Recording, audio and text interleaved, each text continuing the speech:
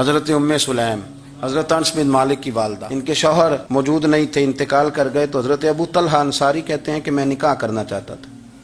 حضرت ابو طلحہ بڑے سمجھدار آدمی تھے، زیرک تھے، مالدار تھے، عقل مند دانا بندے تھے۔ انہوں نے پیغام بھیجا حضرت ام سلیم سے کہ تیرے ساتھ نکاح کرنا ہے۔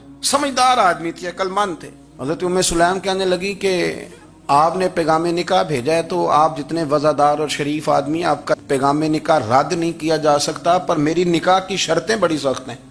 ہم نے کہا وہ کیا؟ کہنے لگی میرا حق مہر بڑا مہنگا ہے، اگر آپ میرا حق مہر ادا کریں تو وہ میں آپ سے نکاح کر لیتی ہوں۔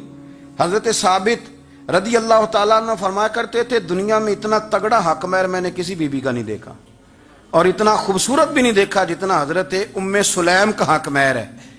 حضرت ابو طلحہ کہنے لگے بی بی تو حق مہر بتا، تیرا کیا حق مہر ہے؟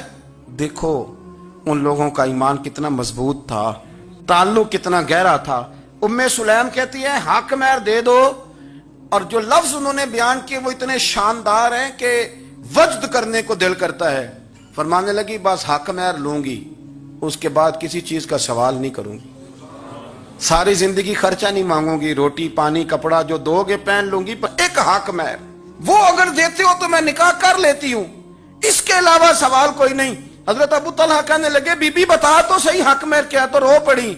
کہنے لگی تو غیر مسلم ہے، میرے نبی کا کلمہ پڑھ جا، یہی میرا حق مہر بن جائے گا، تو حضور کا غلام ہو جا، میں ساری زندگی روٹی نہیں مانگتی، میں کسی شے کا سوال نہیں کرتی، میں غریبی میں جیوں گی، میں تھوڑے پہ گزارا کروں گی، پر میرے رسول کا کلمہ پڑھ جا، یہ میرا حق مہر بن جائے گا۔ آپ یارو اس درد کو سمجھو نا، تو کلمہ پڑھ جا۔ حضرت ابو طلحہ کہنے لگے میں بھی دین کے بڑا قریب تھا، لیکن تیرا سچا اور سچا جذبہ بتاتا ہے کہ دین سچا ہے۔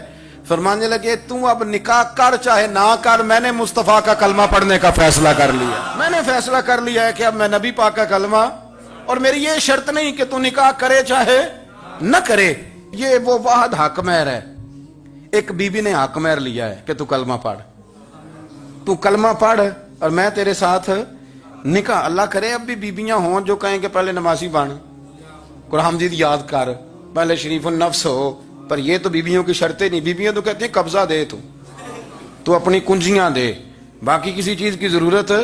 میرے رسول کریم علیہ السلام کے غلاموں کی دین کے ساتھ جو کمٹمنٹ ہے، دین کے ساتھ ان کا جو گہرا مضبوط ربط ہے، اس ربط کا انداز یہ ہے کہ عورتیں بھی کہتی ہیں کہ آپ کلمہ پڑھ جائیں، ہمارا حق مہر ہو گیا۔